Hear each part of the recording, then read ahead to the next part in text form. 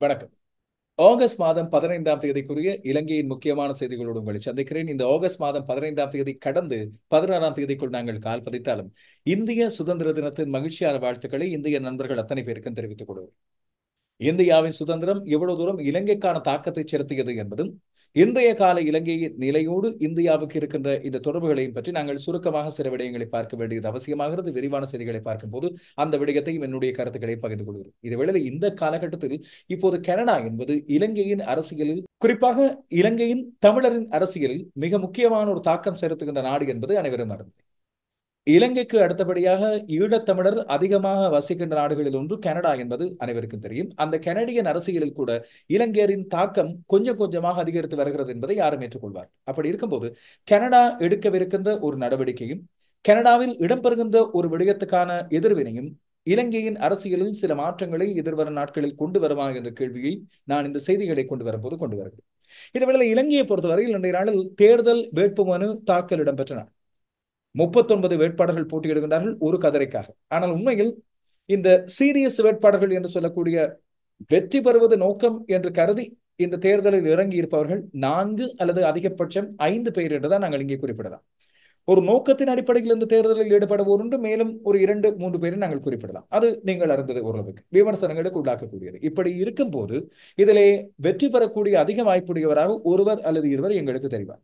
எங்களது எண்ணப்போக்கிலே ஒவ்வொருவர் நினைக்கின்ற வழியிலே, அதுபோல நாங்கள் வாழ்கின்ற சூழலின் அடிப்படையில், நாங்கள் அவதானிக்கின்ற விடயங்களின் அடிப்படையில், இல்லாவிட்டால் நாங்கள் கேட்கின்ற, நாங்கள் பார்க்கின்ற, அதைவிட முக்கியமாக நாங்கள் கேட்க பார்க்க விரும்புகிற செய்திகளின் அடிப்படையில் உங்கள் மனதில் ஒவ்வொருவருக்கு ஒவ்வொரு எண்ணம் இருக்கும். இவருக்கு வெற்றி பெறக்கூடிய வாய்ப்பு இருக்கிறது. என்னை பொறுத்தவரையில் இந்த ஏஆர்வி லோஷன் நியூஸ் மூலமாக நான் கொண்டு வருகிற செய்திகள், நான் அறிந்த செய்தி மூலங்களின் மூலமாக உங்களுக்கு கொண்டு வருகின்ற விடயங்கள் களத்தின் யதார்த்தத்தை உங்களுக்கு கிட்டத்தட்ட 100% இல்லாவிட்டால் அதை மிக அண்மித்த விதமாக கொண்டு வரக்கூடியதாக இருக்கும். எனவே இந்த வேட்புமனு தாக்கலுக்கு பிறகு இப்போது நடைபெற்றுக் கொண்டிருக்கிற பல்வேறு விடயங்களில் கட்சி தாவல்கள் பார்க்கப்படுகின்றன. முதலாவது தாவலாக இடம்பெற்ற விடயத்தை நான் இதற்கு முதல் வந்த தேர்தல் விசேட செய்தி தொகுப்பிலே உங்களுக்கு சொல்லுகிறேன். கண்டி மாவட்ட நாடாளுமன்ற உறுப்பினர், தமிழ் முற்போக்கு கூட்டமைப்பு மூலமாக வந்த நாடாளுமன்ற உறுப்பினர் வேலுக்குமார் ஜனாதிபதி ரணில் விக்ரமசிங்கவின் பக்கம் மாறியது. அதற்கு பிறகு இந்த மாலை வேளையில் மனோ கணேசன் இவரை பற்றி கடுமையான விமர்சனம் கொண்டு தாக்கியிருக்கின்றார்.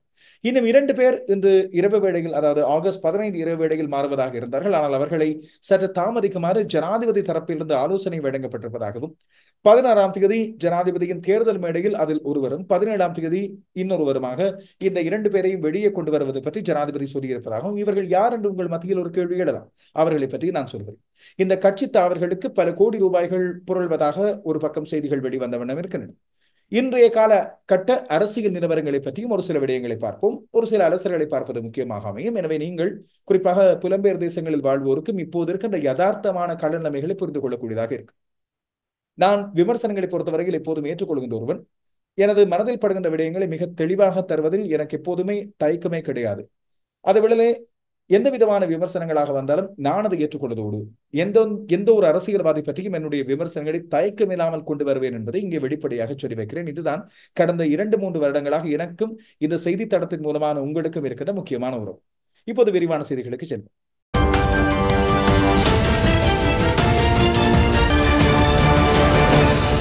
1947ஆம் ஆண்டு ஆகஸ்ட் மாதம் 15ஆம் தேதி பிரித்தானிய சாம்ராஜ்யத்திடமிருந்து இந்தியா சுதந்திரம் பெற்றுக் கொண்டது.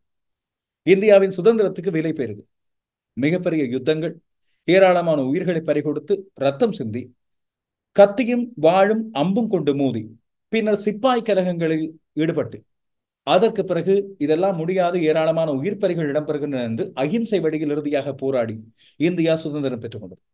அந்த சுதந்திரத்தின் பெறுமதி உயர்வானது. அதற்கு பிறகு இந்தியா பின்னர் பாகிஸ்தான் என்று 2 நாடுகளாக உடைவிட்டது. இந்தியாவுக்கு வழங்கப்பட்ட சுதந்திரத்தின் அடிப்படையில் அது ஏற்படுத்திய தாக்கத்தின் விளைவாக ஒரு போனஸாக மேலதிகமாக வழங்கப்பட்டதுதான் இலங்கைக்கான சுதந்திரம். இலங்கையின் சுதந்திரத்திலும் பல்வேறு போர்கள் இடம்பெற்றிருந்தாலும் இந்திய அளவுக்கு நாங்கள் பெருமதியான உயிர்களை கொடுக்கவில்லை என்பது வருத்தத்துக்குரியதா இல்லாவிட்டால் அதிர்ஷ்டமானதா என்று தெரியவில்லை. ஆனால் இந்தியாவுக்கு கிடைத்த அந்த சுதந்திரத்தின் தாக்கத்தில் இலங்கைக்கு கிடைத்த காரணத்தாலும், இலங்கை அவ்வளவு பெரிய பெருமதியை கொடுக்காததாலும் எங்களுக்கு அந்த சுதந்திரத்தின் பெருமதி தெரியவில்லையோ என்னவோ என்று கேள்வி எழுகிறது. இலங்கை சுதந்திரத்தை பெற்றுக்கொண்டாலும் கூட இது சரியான விதத்தில் எல்லோருக்குமான சுதந்திரமாக அமையவில்லை என்பது வெளிப்படையான விடயம். இன்று வரை இலங்கையிலே இடம்பெற்று வருகின்ற பல்வேறு பிரச்சனைகள் பிளவுகளுக்கான மிக முக்கியமான காரணமும் இன்னமும் சிறுபான்மை மக்கள் சிறுபான்மையாகவே இருந்து கொண்டிருக்கவும் தேசிய இனங்களாக அங்கீகரிக்கப்படாத துயர்நிலை காணப்படுவதும் இன்று வரை தீர்வுக்காக நாங்கள் போராடி கொண்டிருப்பதற்குமான மிக முக்கியமான காரணமாக இந்த சுதந்திரம் சரியான முறையில் எங்கள் அனைவருக்கும் பகிர்ந்து வழங்கப்படவில்லை என்ற விடயத்தை நாங்கள் இங்கே ஏற்றுக்கொள்ள வேண்டும்.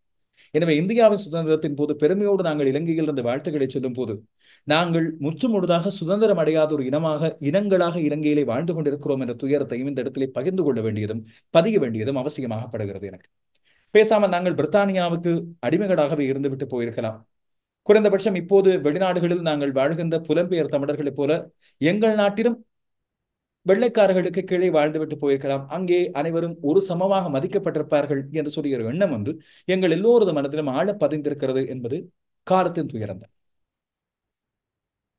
இந்தியாவின் 78வது சுதந்திர தின நிகழ்வுகள் இன்று யாழ்ப்பாணத்தில் உள்ள இந்திய துணை தூதரகத்திலும் கொண்டாடப்பட்டிருக்கிறது. இதன்போது யாழ்ப்பாணத்துக்கான இந்திய துணை தூதுவர் சாய் முரளி அணிவகுப்பு மரியாதையோடு அழைத்து வரப்பட்டு இந்திய தேசிய கொடி ஏற்றி வைத்தார். தொடர்ந்து இந்திய ஜனாதிபதியின் உரையையும் துணை தூதுவர் சாய் முரளி வாசித்திருந்தார். கொழும்பில் உள்ள இந்திய தூதரகத்திலும் அதுபோல யாழ்ப்பாணத்தில் உள்ள இந்த துணை தூதரகத்திலும் இவ்வாறான நிகழ்வுகள் ஆண்டாண்டு தோறும் இடம்பெறுவது என்பது வழமையானது. ஆனால் இன்றைய நாளில் இடம்பெற்ற இன்னும் ஒரு நிகழ்வு கொஞ்சம் மக்கள் மத்தியில் விசனத்தையும் விமர்சனத்தையும் ஏற்படுத்தி இருக்கிறது. 1987ஆம் ஆண்டு தமிழீழ விடுதலை களோடு இடம்பெற்ற மோதலின் போது கொல்லப்பட்ட இந்திய படையினரின் நினைவாக பலாலி ராணுவ உயர் பாதுகாப்பு வலயத்துக்குள் அமைக்கப்பட்டுள்ள நினைவு தூவி ஒன்றில் இந்தியாவின் 78வது சுதந்திர தினத்தினை முன்னிட்டு அஞ்சலி செலுத்தப்பட்ட நிகழ்வு அது. 1987ஆம் ஆண்டிலிருந்து 90 வரை இலங்கையில் நிலை கொண்டிருந்த அப்போது இந்திய ராணுவத்தினர் இந்திய அமைதி காக்கும் படையினர் என்ற பெயரோடு நிலை கொண்டிருந்த வேளையில் விடுதலை புலிகளுக்கும் இந்திய ராணுவத்தினருக்கும் இடையில் இடம்பெற்ற மோதலின் போது கொல்லப்பட்ட இந்திய படையினர் நினைவாக ராணுவ உயர் பாதுகாப்பு வலயத்துக்குள் இந்த நினைவு தூவி அமைக்கப்பட்டுள்ளது. இந்த நிகழ்வில் இன்று ராணுவ தலைமையகத்தின் ராணுவ உயர் அதிகாரிகள், யாழ்ப்பாணத்தில் அமைந்துள்ள இந்திய துணை தூதரகத்தின் அதிகாரிகள் மற்றும் யாழ்ப்பாண ராணுவத்தினர் ஆகியோர் கலந்து கொண்டிருந்தனர். இது மக்கள் மத்தியில் கொஞ்சம் அதிருப்தி ஏற்படுத்தி இருக்கிறது. காரணம், இந்திய ராணுவத்தினர் இலங்கையில் நிலை கொண்டிருந்த வேளையில் வடக்கு கிழக்கில் செய்த அக்கிரமங்கள் அட்டூழியங்கள் பற்றி இன்று வரை கடுமையான எதிர்ப்பை மக்கள் வெளிப்படுத்தி வருவதையும் அந்த நிகழ்வுகளை துயரத்தோடு இன்று அனுஷ்டித்து வருவதையும் இங்கே நாங்கள் குறித்து காட்ட வேண்டும். காலத்தின் கோலம் இப்படியான பல்வேறு வன்முறை சம்பவங்கள் காரணமாக எங்கள் நாட்டில் வாழ்ந்து வந்த இலங்கையர்கள் ஏராளமானோர் இப்பொழுது பல்வேறு நாடுகளில் சிதறி சிதறி வாழ்ந்து கொண்டிருக்கிறோம். எங்கள் எல்லோரையும் ஒன்றாக சேர்க்கின்ற 2 அடையாளங்கள், ஒன்று எங்கள் மொழி, இரண்டாவது ஈழத்தமிழர் இல்லாவிட்டால் தமிழ் பேசும் இலங்கையர்களின் அடிப்படையில் நாங்கள் பல்வேறு நாடுகளில் வாழ்ந்து கொண்டிருக்கிறோம். இதை இந்தியாவிலிருந்து பார்த்து கொண்டிருக்கிற நண்பர்களாக இருந்தால் எங்களை ஒன்றாக சேர்க்கிறது நான் முதல் சொன்ன அந்த விடயம், மொழி என்பது. இப்படியாக நாங்கள் வாழ்ந்து கொண்டிருக்கிற நாடுகளில் மிக பிரதானமான நாடுகளில் ஒன்று கனடா. அந்த கனடிய நாட்டிலே பல்வேறுபட்ட நீண்ட காலமாக வாழ்ந்து வருகின்ற ஈழத்தமிழர்கள் பல பேர் இப்பொழுது உயரிய மட்டங்களை அடைந்து கொண்டே இருக்கின்றார்கள். அவர்களது முதல் சென்ற தலைமுறை கனடியர்களாக மாறிவிட்டார்கள். ஆனால் இன்னமும் அந்த ஈழத்தின் அடையாளமும் எங்களுக்கு என்றோ இருக்கின்ற தாய்மண்ணுடனான தொடர்பும் அவர்களுக்கு மறக்காமல் இன்றைய காலத்திலும் நிலைத்திருக்கு. தங்களுக்கு தொடர்ச்சியாக அங்கே கனடாவில் பிறந்த வாரிசுகளுக்கும் இலங்கையுடனான தொடர்புகளை அவர்கள் ஊட்டி வளர்த்துக் கொண்டே இருக்கிறார். கனடாவில் மட்டுமல்ல, ஏனைய தேசங்களிலும்.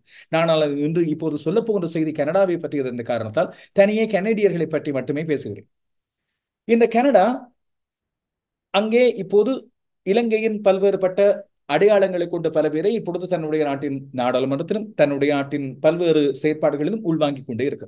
ஆனால் கனேடிய அரசாங்கமானது தொடர்ச்சியாக பொறுப்பு கூறல் போன்ற விடயங்களை வலியுறுத்துவதோடு இலங்கையில் இடம்பெற்ற இனப்படுகொலையை பற்றி தன்னுடைய கடுமையான எதிர்ப்பை வெளிப்படுத்தி வந்திருக்கிறது. இலங்கையிலிருந்து யுத்த காலத்திலும் அதற்கு பிறகு வந்த இனப்படுகொலையை மையப்படுத்திய காலகட்டத்தில் இடம்பெற்ற நிகழ்வுகளையும் பொறுத்து இங்கே இருந்து வருகின்ற பல்வேறு புலம்பெயர்வோருக்கு அங்கே தனியான இடம் கொடுத்து அவர்களை வந்தாரை வாழ வைக்கும் பூமியாக செயற்பட்டுக் கொண்டுதான் இருக்கு. அங்கே இடம்பெற்று வருகின்ற பல்வேறு விடயங்களில் குறிப்பாக கனடிய பிரதமர் ஜஸ்டின் ட்ரூடோ, அதுபோல கனடிய நாட்டு நாடாளுமன்றம் அந்த நாட்டிலேயே ஆள்வோர் இலங்கையிலிருந்து புலம்பெயர்ந்து வாழ்வோருக்கு அங்கே உரிய அந்தஸ்தை வழங்கியதோடு சேர்த்து இனப்படுகொலையை கண்டிக்கின்ற பல்வேறு தீர்மானங்களை தொடர்ச்சியாக எடுத்து வருகிறது. இலங்கை அரசாங்கத்துக்கு பல்வேறு அழுத்தங்களையும் கொடுத்து வருகிறது. அப்படி இருக்கின்ற சூழ்நிலையிலும் தமிழீழ விடுதலை புலிகள் இயக்கத்தை அவர்கள் இன்னமும் பயங்கரவாத இயக்கமாகவே கருதி தொடர்ச்சியாக தடைகளுக்கு உள்ளாக்கி வருகின்றார்கள் என்பதை நாங்கள் அண்மை காலமாக பார்க்கிறோம். குறிப்பாக புலம்பெயர் தேசத்தவர்களது கோரிக்கை அங்கே புலிக்கொடிகளுடனான ஆர்ப்பாட்டத்தை கனடா அனுமதித்திருந்தாலும் கூட தமிழீழ விடுதலை புலிகளின் இயக்கத்தை மட்டும் அவர்கள் தொடர்ச்சியாக தடைக்குள்ளாக்கி வருகின்ற இந்த சம்பவம் இடம்பெற்றுக் கொண்டே இருக்கிறது. இதற்கு கனடிய வாழ் தமிழர்கள் தங்களுடைய கடுமையான எதிர்ப்புகளை வெளிப்படுத்தி வந்தாலும் இப்போது கனேடிய அரசாங்கமானது தமிழீழ விடுதலை புலிகள் இயக்கத்தின் மீதான தொடர்ச்சியான தடையை இதிலே கனேடிய அரசாங்கம் தமிழீழ விடுதலை புலிகள் மற்றும் தமிழீழ விடுதலை புலிகள் அமைப்போடு நேரடி தொடர்புகளை கொண்ட உலக தமிழர் பேரவை ஆகியவற்றை தான் சட்டவிரோத அமைப்புகளாக பயங்கரவாத அமைப்புகளாக தொடர்ச்சியாக தடை செய்து வருகின்ற அந்த தீர்மானத்தை கனடாவின் அரசாங்கம் எடுத்திருப்பதாக தெரிகிறது. இதற்குத்தான் இலங்கை அரசாங்கமும் இலங்கையின் வெளிவிவகார அமைச்சும் தன்னுடைய வரவேற்பை தெரிவித்திருப்பதாக சொல்லப்படுகிறது. அண்மைய மீளாய்வின் அடிப்படையில் விடுதலை புலிகள் மீதமுள்ள உறுப்பினர்கள் சர்வதேச நிதி சேகரிப்பு அதுபோல பயங்கரவாத ஒன்றிணைவு போன்ற விடயங்களுக்கும் கொள்முதல் வலையமைப்பு கொண்டிருப்பதாகவும் கனடா குற்றம் சுமத்துகிறது. எனவே தமிழீழ விடுதலை புலிகள் என்ற தடை செய்யப்பட்ட அமைப்புக்கு நிதி திரட்டுவதன் மூலம் உலக தமிழர் பேரவையானது தொடர்ந்தும் விடுதலை புலிகளுக்கு ஒத்துழைப்பு வழங்கிக் கொண்டு வருவதன் காரணமாக அதையும் தாங்கள் தடை செய்கின்ற தீர்மானத்தை தொடர்ச்சியாக நீட்டிப்பதாக இப்போது கனடா அறிவித்திருக்கிறது. தமிழீழ விடுதலை புலிகள் இயக்கம் ராஜீவ்காந்தியின் கொலைக்கு பிறகு பல்வேறு நாடுகளால் தடை செய்யப்பட்டிருக்கின்றது. இந்த தடை நீக்கப்படுவதற்கான வழிவகைகளை பற்றி பல பேர் சிந்தித்து வந்தாலும் இன்னும் ஐரோப்பிய நாடுகளும் உலகத்தின் பல்வேறு நாடுகளும் இந்தியா மிக முக்கியமாக இந்த நாடுகள் விடுதலை புலிகளுடனான தடையை மாறி மாறி நீட்டிப்பதை தன்னுடைய வழமையாக கொண்டு வருகிறது. விடுதலை புலிகளுக்காக நிதி சேகரிக்கின்ற இந்த முயற்சிகளையும் அவர்கள் தடுத்து வருகின்றனர். முதல் தடவையாக கனடா தமிழீழ விடுதலை புலிகள் இயக்கத்தை ஒரு பயங்கரவாத இயக்கமாக அவர்களது குற்றவியல் கோவையின் அடிப்படையில் 2006 ஆண்டு ஏப்ரல் மாதம் 6ஆம் தேதி உள்ளடக்கியது. அதுபோல ஒவ்வொரு 5 வருடங்களும் இதை பற்றி மீளாய்வு செய்து இந்த தடையை தொடர்ச்சியாக நீட்டித்துக் கொண்டே வருகிறது. இந்த 2023ஆம் ஆண்டும் இந்த தடை நீக்கம் தொடர்பாக பல்வேறு விவாதங்கள் இடம்பெற்று இப்போது 2024ஆம் ஆண்டு இந்த வருடத்தின் ஜூன் மாதத்தில் இந்த மீளாய்வு முடிவுக்கு கொண்டு வரப்பட்டு இப்போது முடிவு அறிவிக்கப்பட்டிருக்கிறது. இந்த முடிவின்படி கனேடிய அரசாங்கமானது தொடர்ச்சியாக ஐரோப்பிய நாடுகள் மற்றும் இந்தியா ஆகிய நாடுகள் இல்லாவிட்டால் ஆகிய பிராந்தியங்கள் எடுத்து வருகின்ற தீர்மானங்களை தாங்களும் உள்வாங்கிக் கொண்டு செயற்பட்டு வருவதாக இப்பொழுது வேர்ல்ட் தமிழ் மூவ்மெண்ட்டையும் LTTE என்று சொல்லப்படும் தமிழீழ விடுதலை புலிகள் இயக்கத்தையும் தாங்கள் பயங்கரவாத இயக்கங்களாக கருதி அவர்களது நடவடிக்கைகளை தடை செய்வதாக அறிவித்திருப்பதை இலங்கை அரசாங்கம் வரவேற்றிருப்பது இங்கே மிக முக்கியமான ஒன்று. இலங்கை அரசாங்கம் கனடா மீது எப்போதும் அவர்கள் தமிழர்களுக்கு சார்பாக தமிழீழ விடுதலை புலிகளுக்கு பின்னணியாக இயங்குவோருக்கு சார்பாக செயற்பட்டு வருவதாக பகிரங்க குற்றம் சுமத்தி வந்திருந்தது அண்மை காலமாக. குறிப்பாக ஐக்கிய நாடுகள் சபையின் மனித உரிமை ஆணைக்குழுவிலே இடம்பெற்று வருகின்ற இலங்கை பற்றிய விவாதங்கள் விடயங்கள் போன்றவற்றில் ஒவ்வொரு முறையும் கனடா இலங்கையை பற்றிய பொறுப்பு கூறல் பற்றிய விடயங்களை பற்றி அழுத்தம் தெரிவிக்கும் போதெல்லாம் இலங்கை கடுமையான எதிர்ப்பை வெளிப்படுத்தி வந்தது. இப்போதுதான் இலங்கையின் முகத்திலே ஒரு புன்னகை ஒன்று கனடா எடுத்திருக்கின்ற நடவடிக்கை பற்றி என்று இங்கே குறிப்பிடலாம். இலங்கை அரசாங்கம் இந்த விடயத்தை இப்பொழுது பாராட்டியிருக்கின்றது அவசரப்பட்டு. அதேவேளை கனடாவில் இடம்பெற்ற இன்னும் ஒரு சம்பவம் கூட தமிழர்கள் மனதை புண்படுத்துவதாக அமைந்திருக்கின்ற இந்த வேளையில் அங்கே வாழ்கின்ற குறிப்பாக கனடாவின் பிராம்டன் நகரில் வாழ்கின்ற சிங்கள இனத்தவர்கள் இதற்கு கடுமையான எதிர்ப்பை வெளிப்படுத்தியதை பற்றி ஒரு செய்தி ஒன்று கிடைத்திருக்கிறது. குறிப்பாக கனடாவின் பிராம்டன் நகரில் தமிழ் இனப்படுகொலை நினைவு தூவி ஒன்று அமைக்கப்படுவது பற்றி கடந்த வருடத்திலிருந்து செய்திகள் வெளியாகி இருந்தன. இந்த இனப்படுகொலை நினைவு தூவியின் நிர்மாண பணிகளுக்கு அந்த நாட்டில் வாழ்கின்ற புலம்பெயர் சிங்கள மக்கள் எதிர்ப்புகளை வெளிப்படுத்தி வந்திருக்கின்றார்கள். இந்த நிகழ்வின் அடிக்கல் நாட்டு விழாவின் போது இலங்கையின் தேசிய கொடியை தாங்கியவாறு இந்த சிங்கள இனத்தவர் தங்களுடைய எதிர்ப்புகளை வெளிப்படுத்தி வந்ததாக செய்திகள் வெளியாகி இருந்தன. தமிழ் இனப்படுகொலையால் பாதிக்கப்பட்டவர்களுக்கு இந்த நினைவு சின்னம் அர்ப்பணம் செய்யப்பட்டது என்று சொல்லி குறிப்பிட்டு கனேடிய அரசாங்கம் அதற்கு அங்கீகாரம் வழங்கியிருந்தது. இதையடுத்து பல்வேறு அமைப்புகள் ஒன்றாக சேர்ந்து தங்களுடைய எதிர்ப்பை இந்த சிங்கள இனத்தவர் ஒன்று கூடி இந்த எதிர்ப்புகளை வெளிப்படுத்தி வந்திருந்தார். இதில் பல்வேறு கோஷங்களை அவர்கள் எழுப்பியிருந்ததாக இங்கே சொல்லப்படுகிறது. இது தொடர்பாக உடனடியாக கனடாவின் பிரம்டன் நகர மேயர் பேட்ரிக் பிரவுன் தன்னுடைய கருத்தை வெளியிட்டிருக்கின்றார். கனடாவில் வெளிநாடுகளின் தலையீடுகளை நாங்கள் ஏற்றுக்கொள்வதில்லை. இனப்படுகொலை மறுப்பவர்கள் மீண்டும் கொழும்புக்கு செல்லலாம் என்று பகிரங்கமாக அந்த ஆர்ப்பாட்டத்தில் ஈடுபட்டவர்களுக்கு தன்னுடைய எதிர்ப்பை வெளிப்படுத்தி இருக்கின்றனர். இந்த இனப்படுகொலை மறுப்பாளர்கள் எங்கள் நாட்டின் ஜனநாயகத்தின் மீது தாக்குதல் நடத்துகின்றார்கள், இதை நாங்கள் ஏற்றுக்கொள்ளப் போவதில்லை என்று சொல்லி அவர்கள் இங்கே குறிப்பிடுகின்றனர். இலங்கையில் 2009ஆம் ஆண்டு முள்ளிவாய்க்காலில் இடம்பெற்றது இனப்படுகொலை என்பதை ஏற்றுக்கொள்கின்ற நாடுகளின் வரிசையில் கனடா முக்கியமாக இருக்கு. ஒவ்வொரு ஆண்டிலும் இந்த முள்ளிவாய்க்கால் இனப்படுகொலையை மே 18ஆம் தேதி நினைவு கூறும் போது கனடாவில் வாழ்கின்ற புலம்பெயர் தமிழர்கள் இதை அனுஷ்டிக்கும் போது கனடிய அரசாங்கம் ஒட்டுமொத்தமாக தன்னுடைய நாடாளுமன்றத்திலும் இது பற்றிய செய்திகளை கொண்டு வருவதை வழக்கமாக கொண்டிருக்கிறது.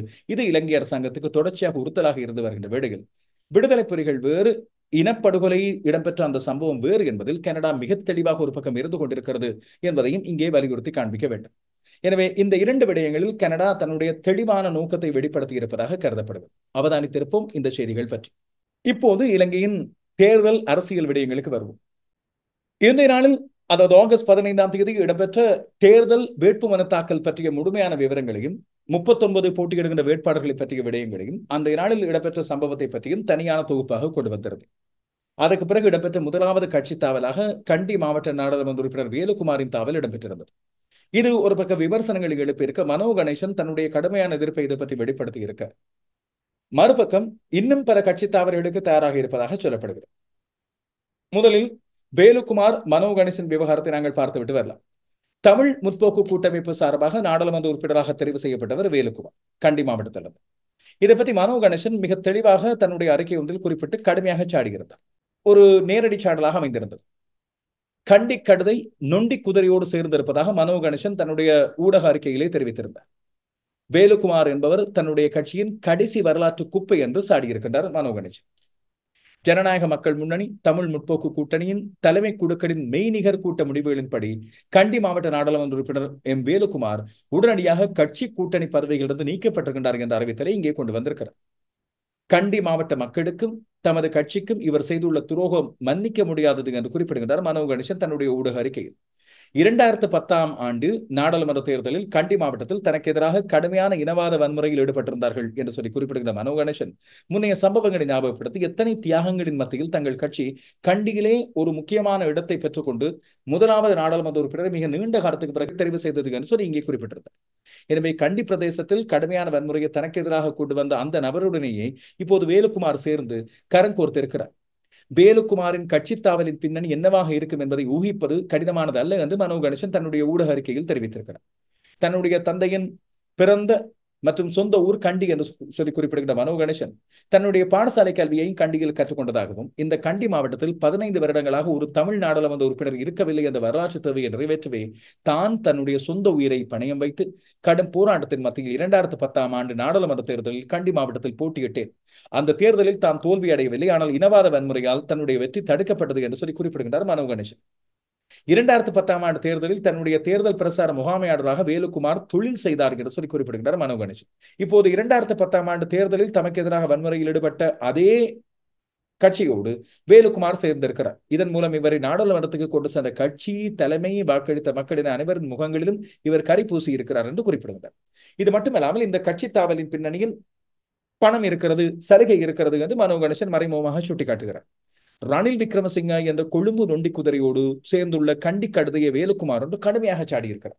அது மட்டுமல்ல, இலங்கை அரசியல் கட்சிகளின் வரலாற்று நிகழும் இத்தகைய துரோகங்களில் இது முதலாவதும் அல்ல, கடைசியாக இருக்க போவதும் இல்லை. ஆனால் இவர் செய்துள்ள செயல் மிகப்பெரிய வரலாற்று துரோகம் என்று குறிப்பிடுகின்ற மனோ கணேசன், வேலுக்குமார் வரலாற்று குப்பை தொட்டியில் விழுந்துவிட்ட கடைசி குப்பை. இத்தகைய துரோகிகளை வரலாறு ஒருபோது மன்னிக்க கூடாது என்று கடுமையாக சாடியிருக்கின்றார். வேலுக்குமாரை பொறுத்தவரை இன்னும் ஒரு முக்கியமான விடயத்தை அவர் குறிப்பிடுகிறார். இந்த இடத்திலே தான் மிக முக்கியமான மாற்றம் ஒன்றை கொண்டு வர வேண்டும் என்று ஜனாதிபதி ரணில் விக்ரமசிங்கவின் கரங்களை பெறப்படுத்த அவரோடு சேர்ந்திருப்பதாக அவர் குறிப்பிடுகிறார். இதற்கான காரணமாக அவர் இங்கே குறிப்பிடுவது, ஜனாதிபதி ரணில் விக்ரமசிங்க மேற்கொண்டு வருகின்ற அபிவிருத்தி திட்டங்கள் மற்றும் இதர முக்கியமான திட்டங்களுக்கு புதிய முறையில் தான் ஆதரவு தெரிவிக்க வேண்டும். எனவே மக்களின் ஆதரவு தனக்கு இருப்பதன் காரணமாக தான் அவரோடு சேர்ந்து அவரது கரங்களை பலப்படுத்த சென்றிருப்பதாக குறிப்பிடுகிறார். சமூக வலைத்தளங்களில் 2 பக்க விமர்சனங்கள் மறுபக்கம் இருந்து வருகின்ற வேளையில் மனோ கணேசன் மற்றும் தமிழ் முற்போக்கு கூட்டணிக்கு இது ஒன்று புதிய விடயம் அல்ல. அவர்கள் சார்பாக தெரிவான பதுளை மாவட்ட நாடாளுமன்ற உறுப்பினர் அரவிந்தகுமார் ஏற்கனவே கட்சி மாறியிருந்தார். அவர் அதற்கு பிறகு அமைச்சு பதவியும் எடுத்துக் கொண்டிருந்தார். இது அவரை கட்சியிலிருந்து ஒரு அடியாக நீக்கியிருந்தார் மனோ கணேசன். ஆனால் கட்சி தாவல் என்ற விடயம் தொடர்பாக நீதிமன்றத்தில் வழக்கு தாக்கல் செய்த அண்மையில் மனுஷ நாணயக்கார மற்றும் ஹரின் பெர்னாண்டோ ஆகியோரது பதவி இழக்கச் செய்த ஐக்கிய மக்கள் சக்தி போல இவர்கள் முயலவில்லை கடந்த காலங்களிலும் என்பதை பார்க்கிறோம். வேலுக்குமார் சம்பந்தமாக இன்னும் ஒரு விடயத்தையும் இங்கே அரசியல் விடயங்களை அறிந்த ஞாபகம் இருக்கின்ற பல பேர் மூலமாக நான் மீண்டும் ஒரு தடவை நினைவுபடுத்த வேண்டிய கட்டாயம் எனக்கு இருக்கிறது. வேலுக்குமார் இதற்கு முதலும் 2022ஆம் ஆண்டு இவ்வாறான விடயம் ஒன்றில் ஈடுபட்டு கட்சியினால் இடைக்கால தடைக்கு உள்ளாக்கப்பட்டிருந்தார். இதே கூட்டணி கட்சியினால் 2023ஆம் ஆண்டுக்கான வரவு செலவு திட்டத்தின் இறுதி வாக்கெடுப்பு 2022ஆம் ஆண்டு டிசம்பர் மாதத்தில் இடம்பெற்ற வேளையில் மனோ கணேசனின் கூட்டமைப்பும் கூட்டணியும் தமிழ் முற்போக்கு கூட்டணியும் ஒரு முக்கியமான முடிவை எடுத்திருந்தது, இந்த வரவு செலவு திட்டத்துக்கு எதிராக வாக்களிப்பது என்று. ஆனால் கண்டி மாவட்ட நாடாளுமன்ற உறுப்பினர் வேலுக்குமார் இந்த விடயத்தில் நடுநிலை வகித்திருந்தார். இது மனோ கணேசனுக்கு மற்றும் கட்சியினருக்கும் கடுமையான கோபத்தை ஏற்படுத்தியிருந்தது. இதையடுத்து அவருக்கு இடைக்கால தடை விதிக்கப்பட்டது. ஆனால் ஒரு சில நாட்களிலேயே இந்த இடைக்கால தடை நீக்கப்பட்டது இங்கே முக்கியமான. வரவு செலவு திட்டத்துக்கு எதிராக வாக்களிக்க வேண்டும் என்ற கட்சியின் முடிவை எதிர்த்து வேலுக்குமார் நடுநிலை வகித்து அதற்கான காரணத்தையும் குறிப்பிட்டிருந்தார். தமிழ் முற்போக்கு கூட்டணி அரசியல் தந்திரத்திலிருந்து விடுபட்டு மக்கள் வழிக்கு திரும்ப வேண்டும் என்று வலியுறுத்துவதற்காகவே தான் இந்த நடவடிக்கை எடுத்ததாக அவர் இங்கே குறிப்பிட்டிருந்தார். இப்போது தமிழ் முற்போக்கு கூட்டணி உடனடியாக இவரை கட்சியிலிருந்து இடைநிறுத்தியிருந்தது. இவருக்கான பதவிகளும் இடைநீக்கப்பட்டன. ஆனால் தமிழ் முற்போக்கு கூட்டணியின் இந்த முடிவை கண்டிக்களை கடுமையான எதிர்ப்பை வெளிப்படுத்தி வேலுக்குமாரை அந்த தடையிலிருந்து நீக்க வேண்டும். அவர் சொன்ன நியாயம் சரி என்று அவர்கள் குறிப்பிட்டதாக சொல்லப்படுகிறது. நடுநிலை என்பது அரசுக்கான ஆதரவு அல்ல என்பதால் வேலுக்குமாரின் தடை நீக்கப்பட வேண்டும் என்று சொல்லியும் தலைமைப்பிடத்திடம் வேண்டுகோள் விடுத்திருந்ததாக அந்த காலத்திலே செய்திகள் வெளியாகி இருந்தன. இதையடுத்து சிவில் அமைப்புகளின் கோரிக்கை அடுத்து இந்த தடை நீக்கப்படுவதாக மனோ கணேசனை பின்னர் அறிவித்திருந்தார் இடம்பெற்ற கூட்டத்தின் அடிப்படையில் என்பது முக்கியமானது. எனவே இப்படியான சம்பவங்கள் முதலிலும் இடம்பெற்று வேலுக்குமார் அரசாங்கத்துக்கு நெருக்கமான செய்தி ஒன்றை 2022 ஆண்டிலேயே வெளிப்படுத்தி இருந்தார். கிட்டத்தட்ட 2 ஆண்டுகளுக்கு முதலே வெளிப்படுத்தி இருந்தார் என்ற விடயத்தையும் இப்போது ஞாபகப்படுத்த வேண்டும். இந்த விடயத்தில் இன்னொரு பக்கம் வெளியாகின்ற பல்வேறு செய்திகளின் அடிப்படையில் ஒரு டீல் பேசப்பட்டதாக சொல்லப்படுகிறது. அதில் பல்வேறு செய்தியாளர்கள் பல்வேறு விடயங்கள் இங்கே சொல்லி வருகின்றார்கள். இதில் உறுதிப்படுத்தப்பட்ட இல்லாவற்றில் ஆதாரப்படுத்தப்பட்ட விடயங்கள் எதுவும் இல்லாத காரணத்தால் நாங்கள் இதை ஒரு சந்தேகமாக இப்படி பேசப்படுகிறது என்ற விடயத்தை தாண்டி நாங்கள் விட்டு செல்லும். அதுவேளை ஜனாதிபதி ரணில் விக்ரமசிங்க மீது ஏற்கனவே இவர் நிறைய கட்சிகளை உடைப்பவர் என்ற விமர்சனம் எப்போதும் இருந்து வருவது முக்கியமானது. இப்போது ஸ்ரீலங்கா பொதுஜன பெரமுனவிடமிருந்து 90 பேருக்கு மேற்பட்டவர்களை அவர் எவ்வாறு கவர்ந்தெடுத்தார் என்பது யாருக்கும் புதிரான விடயம் கிடையாது. ஆனால் அவர் அவ்வாறு செய்யக்கூடியவர். இன்னும் பல விடயங்கள் அவ்வாறு நடக்கலாம் என்று கருதப்படுகிறது. இதுவேளை தேர்தல் என்று வரும்போது இன்றைய நாளில் தேர்தல்கள் ஆணைக்குழுவில் அங்கே அந்த அலுவலகத்தில் வேட்புமனு தாக்கலுக்கு பிறகு ஒவ்வொரு கட்சியினரும் மற்றவர்களை கண்டு நல்வாழ்த்துக்களை பகிர்ந்து கொண்டது. எதிர் தரப்புகளாக மோதிக்கொள்வோர், யுத்தம் ஒன்று வரும்போது வாள்களால் மோதிக்கொள்வோர், வாய்களால் மோதிக்கொள்வோர், பிரசார மேடைகளில் தாறுமாறாக ஒருவர் மீது இன்னொருவர் குற்றச்சாட்டுகளை சுமத்திக் கொள்வோர், கையிலாக கொடுத்து சந்தோஷம் பெற்று தங்களுடைய தோள்களில் தட்டி வாழ்த்துக்களை எல்லாம் தெரிவித்த அந்த விடயங்களை வைத்து பார்க்கும்போது பல பேர் இவர்கள் எல்லோரும் நண்பர்கள் தான், மூக்கமா யாழுவோம் அல்லி என்று சொல்லி ரஞ்சன் ராமநாயக்கவின் பாடலை பாடி கிண்டல் அடிப்பதை பார்க்கிறோம். அரசியல் ஜனநாயகம் என்ற விடயமும் அரசியல் சபை நாகரிகம் என்ற விடயமும் அரசியல் நாகரிகம் என்ற விடயமும் இருக்கிறது. இந்த இடத்திலே எதிரிகளாக இருந்தாலும் கூட, அரசியல் மேடைகளில் எதிரிகளாக இருந்தாலும் கூட, காணும் இடத்தில் கைகுலுக்கிக் கொள்வதும் நேரடியாக பேசிக் கொள்வதும் முக்கியம். கொள்கைகள் மோதிக்கொள்ளட்டும், ஆனால் நபர்களாக, குண்டர்களா இல்லாவிட்டால் தொண்டர்களை தங்களது எதிரிகளாக மோதிக்கொள்கின்றவர்களா இல்லையே, இவர்கள் அரசியல் ரீதியாகத்தான் மோதிக்கொள்கிறார்கள். கொள்கை அடிப்படையில் மோதிக்கொண்டாலும் கூட நேரடியாக ஒருவரோடு ஒருவர் தனிப்பட்ட ரீதியில் எதிரிகள் அல்ல என்றதை வெளிப்படுத்துவதற்காக அவர்கள் கையாளாக கொடுக்கலாம். அதுதான் உண்மையில் முறை, அதுதான் நடைமுறை என்பதை நாங்கள் இங்கே சுட்டிக்காட்ட வேண்டும். எனவே இதை வைத்துக் கொண்டு நாங்கள் சும்மா கேலி கிண்டலுக்கு பேசலாமே தவிர கோபத்தோடு இவர்கள் எல்லாரும் இப்படி நடிக்கிறார்கள் என்று சொல்லலாம் நாங்கள் சொல்லக்கூடாது. அப்படி சொன்னால் அது சிறு பிள்ளைத்தனம் என்பதை இங்கே சுட்டிக்காட்ட விளைகிறேன். இப்போது ஐக்கிய மக்கள் சக்தியின் கூட்டணியில் இருக்கின்ற பல்வேறு பட்டோர் கூட இனி வரும் காலத்தில், இனி வரும் நாட்களில் நாங்கள் கொள்கையின் அடிப்படையில் மாறணும், ஜனாதிபதி ரணில் விக்ரமசிங்கோடு சேர்ந்து நாட்டை வளப்படுத்த போகிறோம், அபிவிருத்தி திட்டங்களுக்கு உதவ போகிறோம் என்று மாறினாலும் இதில் ஆச்சரியப்பட வேண்டிய விடயம் என்று எதுவும் கிடையாது. அதே அடிப்படையில் இன்னும் 2 பேர் மாறப்போகின்றார்கள். அதில் ஒருவர் கிழக்கு மாகாணத்தைச் சேர்ந்த எதிர்க்கட்சி நாடாளுமன்ற உறுப்பினர் என்று சொல்லி ஒரு செய்தி பரவி இருந்தது. இன்னும் ஒருவர் ஸ்ரீலங்கா பொதுஜன பெரமுனவிடம் இருந்து வரப்போகின்ற இன்னும் ஒரு முக்கியஸ்தர் என்று சொல்லப்படுது. 2 பேர் நாடாளுமன்ற உறுப்பினர். எனவே ஜனாதிபதி தனக்கான அரசியல் பலத்தை எடுத்துக்கொள்வதோடு சேர்த்து நாடாளுமன்ற பலத்தையும் புதுப்பித்துக் கொண்டிருக்கிறார். இது ஏதாவது ஒரு காரணமாக இருக்கலாமா, ஒரு முக்கியமான நகர்வாக இருக்கலாமா என்று கருதப்படுகிறது. இதற்கும் ஏராளமான டீல்கள் பேசப்படுகின்றன. கோடிகள் ஒரு பக்கம் பறந்து கொண்டே இருக்கின்றன. இந்த பக்கம் கட்சி மாறல், அந்த பக்கம் நிதி மாறல் என்று சொல்லி இடம்பெற்றுக் கொண்டிருப்பதாக விமர்சனங்கள் எழுந்திருக்கின்றன. இப்படி இருக்கும்போது தூய்மையான அரசியலை மேற்கொள்கிறேன், என்னுடைய அரசியல் மக்களுக்கு நன்மை தருவதாக இருக்குமே தவிர எந்த ஒரு இடத்திலும் நான் இதன் மூலமாக எந்த ஒரு லாப நோக்கத்தையும் கருதவில்லை என்று அடிக்கடி பெருமை பேசிக் கொண்டிருப்பவர் ஜனாதிபதி ரணில் விக்ரமசிங்க. ஆனால் அவருடைய மிஸ்டர் கிளீன் பாலிடிக்ஸ் என்று சொல்லப்படுகிற விடயங்களில் இல்லை, அதில் கிளீன் இல்லை, இவர் மிஸ்டர் பாலிடிக்ஸ் தான், இல்லாவிட்டால் பாலிட்ரிக்ஸ் தான் என்பதை எதிர்கட்சிகள் தொடர்ந்து விமர்சித்துக் கொண்டு வருகின்றனர். சஜித் பிரேமதாச குறிப்பிடுகிறார், தன்னுடைய கட்சியில் இவ்வாறு டீல் பேசி மாறுபவர்கள் யாரும் கிடையாது, தன்னுடைய கட்சியிலிருந்து யாரும் இவ்வாறு கட்சி தாவலுக்கு உட்பட்டவர்களாக இங்கே இருக்க போவதில்லை, தான் யாருக்கும் சலுகை பேசி அவர்களை கட்சி மாற்றத்துக்கு உள்ளாக்குவோரை தன்னோடு சேர்த்துக் கொள்வதில்லை என்று சொல்கின்றார். தன்னுடைய கட்சியில் உள்ளவர்கள் இல்லாவிட்டால் தன்னுடைய கூட்டணியில் உள்ளவர்கள் யாரும் வரப்பிரசாதங்களுக்காக கட்சி தாவுவர்கள் அல்ல என்று சொல்லி சஜித் பிரேமதாச குறிப்பிடுகிறார். அப்படி இருக்கும்போது வேலுக்குமாரும் இவருடைய கூட்டணியின் மூலமாகத்தான் நாடாளுமன்றத்துக்கு வந்தவர் என்பதை இங்கே சுட்டிக்காட்ட வேண்டும். இதைத்தான் அனுரகுமார் திசாநாயக்க வெளியே இருந்து சாடி கொண்டிருக்கிறார். இந்த 3 கட்சிகளும் ஒரே மாதிரி, ஒரே குட்டையில் உரிய மட்டைகள், மாறி மாறி அங்கே இங்கே தாவிக் கொண்டிருப்பார்கள், பணத்துக்காக, நிதிக்காக, வசதிகளுக்காக, சலுகைகளுக்காக. ஜனாதிபதி ரணில் விக்ரமசிங்க மீது மக்களது ஆதரவு இருக்கிறது, இல்லாவிட்டால் அவர் மீது நம்பிக்கை இருக்கிறது. இத்தனை காலமும் வீழ்ந்து கிடந்த பொருளாதாரத்தை தூக்கி நிறுத்தியவர் என்று சொல்லி பல பேர் சொல்லியிருந்தாலும் அவர் மீது இருக்கின்ற மிகப்பெரிய முக்கியமான விமர்சனங்களில் ஒன்று, தன்னுடைய ஆட்சியை தக்க வைத்துக் கொள்வதற்காக இவர் எந்த கட்சிகளை வேண்டுமானாலும் உடைப்பார், யாரை வேண்டுமானாலும் தன்னோடு சேர்த்துக் கொள்வார். அவருக்கு பின்னால் இருக்கின்ற பல பேரும் இப்படி பல கட்சிகளை மாறி அவரோடு சேர்ந்து வந்தவர்களாக இங்கே இருக்கின்றனர். இதில் ராஜித சேனாரத்ன இருக்கிறார், வடிவேல் சுரேஷ் இருக்கிறார், இப்போது வேலுக்குமார் இவர் பக்கம் வந்திருக்கின்றார், அதாவுல்லா இவர் பக்கம் வந்திருக்கின்றார், இப்படி பல பேர். இன்னும் பல தமிழ் பேசுகின்ற நாடாளுமன்ற உறுப்பினர்கள் நிறைய பேர் இவரோடு சேர்ந்தவர்களாக இருக்கின்றனர். அதுபோல கிழக்கு மாகாணத்தைச் சேர்ந்த பல நாடாளுமன்ற உறுப்பினர்கள், குறிப்பாக இன்னும் இப்போது ஸ்ரீலங்கா முஸ்லிம் காங்கிரஸிலிருந்து, அதுபோல ரிஷாத் பதியுதீன் கட்சியிலிருந்து, ஐக்கிய மக்கள் சக்தியின் பட்டியலிருந்து வந்தவர்கள் என்று பல பேர் இப்பொழுது ரணில் விக்ரமசிங்கவின் பக்கம் சேர்ந்திருக்கிறார். இவர் அறகலை என்று சொல்லப்படுகிற அந்த போராட்ட காலம் இடம்பெற்ற வேளையில், அப்போது பிரதமராக இருந்து பதில் ஜனாதிபதியாக வந்த வேளையில் இவர் ஆற்றிய முதலாவது உரையை பல பேர் ஞாபகப்படுத்துகின்றார்கள். தன்னுடைய அரசியல் நிலையிருப்புக்காக கொள்கை இல்லாதவர்கள் எல்லாம் சேர்த்துக் கொண்டு செயற்பட மாட்டேன், ஊழல்வாதிகள் தனக்கு பின்னால் இருக்க மாட்டார்கள் என்று சொன்னவர் இப்போது அவர்கள் பின்னால் இருக்கின்ற பல பேரை பார்க்கும்போது மஹிந்தானந்த அலுத்கமையிலிருந்து ஸ்ரீலங்கா பொதுஜன பெரமுனவில் இருந்து இப்போது அவரோடு சேர்ந்து கொண்டவர்கள் அத்தனை பேரும் மீதும் ஏராளமான ஊழல் குற்றச்சாட்டுகள் இருக்கின்றன. அதுபோல மிகப்பெரிய பணக்கார புள்ளிகள், வர்த்தக பெருமோர்கள் ஐக்கிய தேசிய கட்சியின் பக்கம் எப்போதும் இருப்பவர்கள் இருக்கின்ற காரணத்தால் தாராளமாக நிதி ஒரு பக்கம் அள்ளி வீசப்படும். எனவே இதன் அடிப்படையில் தேர்தல் விளம்பரங்களும் ஒரு பக்கம் இவ்வாறு இருக்க போகிறது. அதுபோல இவரோடு சேர்கின்ற ஆதரவாளர்களுக்கும் அள்ளி அள்ளி இது வழங்கப்பட போகிறது என்ற விமர்சனங்கள் இப்போது எழுந்திருப்பதை பார்க்கும். தேர்தல்கள் ஆணைக்குழு விளம்பரங்கள், அதுபோல தேர்தல் பிரசாரங்களுக்கான கட்டுப்பாடு சிலவற்றை விதிக்க வேண்டும், அதை வெளிப்படையாக மக்களுக்கு அறிவிக்க வேண்டும் என்பதை மக்கள் எதிர்பார்க்கின்ற ஒரு விடயமாக இருக்கிறது. இந்த இடத்திலே இன்றைய நாளில் இந்த வேட்புமனு தாக்கலுக்கு பிறகு தமிழ் பொது வேட்பாளராக, தமிழ் தேசிய பொது கட்டமைப்பின் வேட்பாளராக அறிவிக்கப்படுகின்ற அரியநேத்திரனுக்கு வழங்கப்படுகின்ற சங்கு சின்னத்தை பற்றியும் பல்வேறு விமர்சனங்கள் எழுந்திருப்பதையும், ஒரு பக்கம் சங்கே முழங்கு என்பது ஆதித்தமிழனின் மிக முக்கியமான வாத்தியமாக, போரின் அறைகூவலாக, வெற்றி முழக்கமாக அமைந்திருந்ததாக சங்கு வந்திருக்கிறது. எனவே இது ஒரு மங்கள சின்னம், எனவே இது தமிழ் மக்களை ஒன்றுபடுத்துகின்ற ஒரு சின்னமாக அமைந்திருக்கிறது என்று ஒரு பக்கம் ஒரு தனி கிளர்வு வந்து ஏற்பட்டுகிறது. அரியநேத்திரன் யாராக இருந்தாலும், பொது கட்டமைப்பு எதுவாக இருந்தாலும், ஒரு தமிழ் வேட்பாளர் நிறுத்தப்படுகிறார், இவருக்கான ஆதரவை அள்ளி வழங்காவிட்டால் அது தமிழ் மக்களின் ஒற்றுமையை கேலிப்படுத்துகிற விடயமாக அமையும் என்பது பல பேர் சொல்கின்ற இன்னொரு விடயம். இதிலே அரியநேத்திரனுக்கு ஆதரவாக இருக்கின்ற சில முக்கியமான விடயங்களை பொறுத்தவரையில், சிங்கள கட்சிகளின் மீது நம்பிக்கையிலே இவர்கள் யாரும் சமஷ்டி தீர்வுக்கு உடன்பட்டு வரமாட்டார்கள். 13ஆம் திருத்தத்துக்கு யாரும் வெளிப்படையான ஆதரவை இதுவரை தெரிவிக்கவில்லை. தமிழ் மக்களின் கோரிக்கையை, தீர்வுகளை நிறைவேற்றுவார்கள் என்ற நம்பிக்கையில் என்ற காரணத்தால் இவருக்கு வாக்கு வழங்க வேண்டும் என்று சொல்லி வலியுறுத்தப்படுகின்ற விடயம்.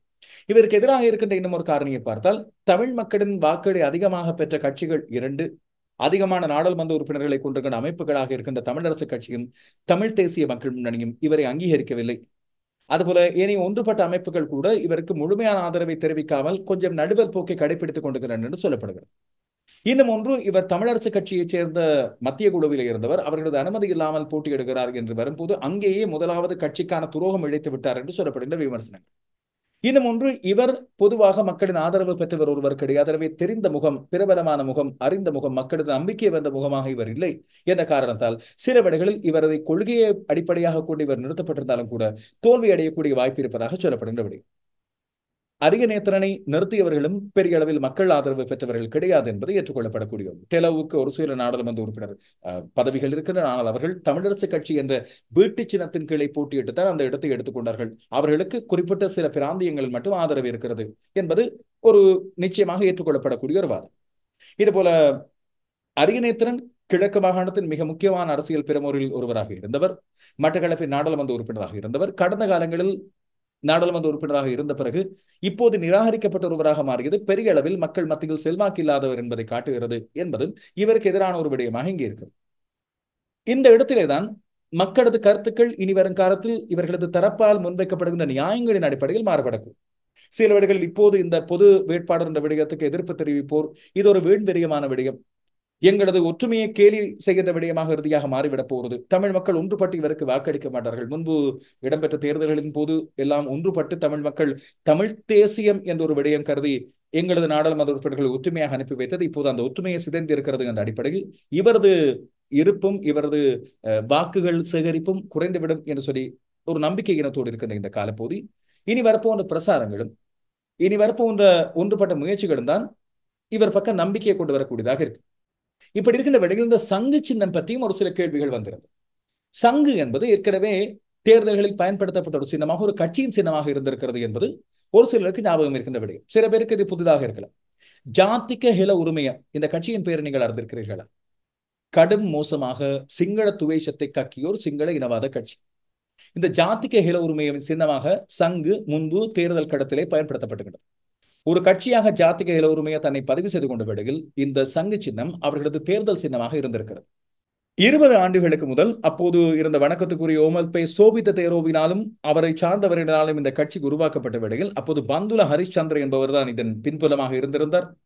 இது சிங்கள இனவாத சிங்கள தேசியவாத கட்சியாக இது உருவாக்கப்பட்டது. இதை உருவாக்கியவர்களின் பட்டியலில் இல்லாவிட்டால் ஸ்தாபக அங்கத்தவர்களில் குலனாவ சுமங்கல தேரு, உடுவே தம்மாலக்கு தேரு, எல்லாவல மேதானந்த தேரு, ஓமல்பே சோபித்த தேரு, அத்துரலிய ரத்ன தேரு மற்றும் திலக் கருணாரத்ன என்ற தீவிர சிங்கள மக்கள் மத்தியில் சிங்கள முகத்தை காட்டுகின்ற சிங்கள பௌத்த முகத்தை காட்டுகின்ற 5 பேர் இருந்திருந்தார்.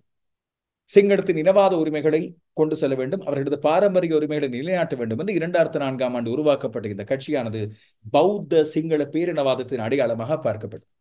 அப்போது போட்டியிட்ட இந்த கட்சி தன்னுடைய சின்னமாக இந்த சங்கை பயன்படுத்தி இருந்தது. பின்னர் படிப்படியாக இந்த கட்சி பல்வேறு துண்டுகளாக உடைவடைந்து ஹெலோ உரிமைய என்று சொல்லி தனியாக இந்த கட்சியிலே அப்போது ஒரு முக்கியஸ்தராக உள்ளே நுழைந்திருந்த உதய கம்மன்பில இந்த கட்சியை வெளியே கொண்டு சென்றார். இந்த கட்சியில் இருந்துதான் இப்போது தன்னை ஒரு பொதுவானவராக காட்டிக்கொண்டிருக்கிற சம்பிக்க ரணவக்க என்று ஆரம்ப காலத்தில் இனவாதம் பேசியவர் இந்த கட்சியிலிருந்து தன்னை சிங்கள மக்கள் மத்தியில் ஒரு கதாநாயகனாக உருவாக்கி கொண்டார். 2000ஆம் ஆண்டிலிருந்து தேர்தல் கேட்டு வந்த இந்த கட்சி அப்போதெல்லாம் சுயேட்சை கட்சியாகத்தான் கேட்டு வந்தது. 2004ஆம் ஆண்டு பதிவு செய்யப்பட்ட பிறகு தனி கட்சியாக இந்த கட்சி எதிர்கட்சியிலிருந்து கேட்டிருந்தது. அப்போது இவர்களுக்கு பெரிய அளவில் மக்கள் ஆதரவு இருக்கவில்லை. அதற்கு பிறகு கூட்டணி சேர ஆரம்பித்தது. முதல் தடவையாக UPFA என்று சொல்லப்படுகிற ஐக்கிய மக்கள் சுதந்திர முன்னணியோடு சேர்ந்து 3 ஆசனங்களை வென்று எடுத்திருந்தது. 2014ஆம் ஆண்டு மஹிந்த ராஜபக்சவுக்கான ஆதரவை விலக்கிய பிறகு நல்லாட்சிக்கான ஐக்கிய தேசிய கட்சி உருவாக்கிய அந்த பெரிய கூட்டணியில் சேர்ந்து கொண்டு 2 ஆசனங்களை வென்றெடுத்திருந்தது. ஐக்கிய தேசிய கட்சியின் நல்லாட்சிக்கான அரசாங்கத்தில் இதுவும் ஒரு அங்கம் வகித்திருந்தது என்பது நாங்கள் நிறைய பேர் மறந்து போன ஒரு விடயம். 2020ஆம் ஆண்டு இந்த கட்சி கிட்டத்தட்ட கலைந்து போன ஒரு கட்சியாக, பெரிய அளவில் இயங்கு நிலையில் இல்லாத ஒரு கட்சியாக சமகி ஜன பலவேகி என்று சொல்லப்படுந்த இப்போது ஐக்கிய மக்கள் கூட்டணி என்று அழைக்கப்படுகின்ற மிகப்பெரிய கூட்டணியில் இதுவும் ஒரு அங்கமாக இருக்கிறது. இதில் இருக்கின்ற அங்கத்தவர்கள் பல பேர் மாறிவிட்டார்கள். இல்லாவிட்டால் தீவிரமாக முன்பு போல ஜாதிக எல்லோருமையும் உருவாக்கப்பட்ட வழியில் இந்த சிங்களே என்ற விடயத்தை எல்லாம் கொண்டு வந்தது இவர்கள் தான். அந்த அளவு இனவாதம் பேசுகின்ற கட்சியாக இப்போது அவர்கள் இல்லை. சிங்கள உரிமைய என்று சொல்லப்படுகிற அந்த விடயத்தை எல்லாம் ஆரம்பத்திலே உருவாக்கி சிங்கள மக்கள் மத்தியில் ஒரு இனவாதத்தை கொழுந்து விட்டு எறியக்கூடிய ஒரு விடயமாக 2004ஆம் ஆண்டு முதல் தேர்தலிலேயே 5 லட்சம் வாக்குகளை பெற்றுக் கொண்ட ஒரு கட்சியாக இது இருந்திருக்கிறது என்பது எங்களுக்கெல்லாம் ஆபத்தை தரக்கூடிய ஒரு விடயமாக அந்த காலத்தில் இருந்தது இந்த கட்சி என்று சொல்லி தெரியும். அப்படி இருக்கும்போது இவர்களது சங்கு சின்னம் எப்படி மாறியது, என்ன காரணத்தால் இவர்கள் பயன்படுத்திய சின்னம் இப்போது இந்த பொது வேட்பாளருக்கு வழங்கப்படுகிறது என்ற விடயம் இங்கே கேள்விக்குள்ளாக்கப்படலாம். இது தேர்தல்கள் ஆணைக்குழுவினால் வழங்கப்பட்ட சின்னமே தவிர எங்களது தரப்பு தமிழ் தரப்பு கேட்டு வாங்கிய சின்னம் அல்ல என்று இந்த தமிழ் பொது தரப்பு குறிப்பிடுகிறது. அதுபோலத்தான் கேஸ் சிலிண்டர் என்பதும் தற்செயலாக வழங்கப்பட்ட ஒரு விடயம் என்று சொல்லப்படுகிறது. அது ஒரு விதமாக அப்படியா என்று சொல்லி ஒரு சந்தேகத்தோடு அரசியல் விமர்சகர்களால் நோக்கப்படுவது முக்கியமான. தன்னை அடையாளப்படுத்துவதற்காக இந்த கேஸ் சிலிண்டரை ரணில் விக்ரமசிங்க விரும்பி இருக்கலாம். அது சில வேளைகளில் அவருக்கு தேர்தல் ஆணைக்குழுவினால் தானாக வழங்கப்பட்டிருக்கலாம் என்பதை பொறுத்தான் இப்போது இயங்கு நிலையில் இல்லாத ஒரு கட்சியின் சின்னமாக இருந்த சங்கு சின்னம் தமிழ் பொது வேட்பாளருக்கு ஏதோ ஒரு விதமாக வழங்கப்பட்டிருக்கலாம் என்று சொல்லப்படுது. இதை பற்றி தேர்தல்கள் ஆணைக்குழுவிடம் RTI மூலமாக எங்களுக்கு தகவல் அறியும் உரிமையின் மூலமாக கேட்கின்ற விடயமாக இங்கே இருந்து அதை பற்றி கேள்வி எழுப்பி உங்களுக்கான தரவுகளை பற்றி தரவிடை. தொடர்ந்து வரும் காலத்திலும் அரசியல் விடயங்களை பற்றி பேசுவோம். தேர்தல் கடத்தை பற்றி மிக முக்கியமான விடயங்களை கொஞ்சம் ஆழமாக ஆராய்வோம். மேலோட்டமாக பார்த்து இது கொள்கை கொதிப்பு என்று சொல்லி உணர்ச்சி வசப்படாமல் ஆழமாக நாங்கள் நோக்குவது எங்களுக்கும் எதிர்காலத்துக்கு நல்லது. இந்த நாளின் செய்திகளை பற்றி உங்களுடைய கருத்துக்கள் விமர்சனங்கள் ஆகியவற்றை எதிர்பார்த்திருக்கிறேன்.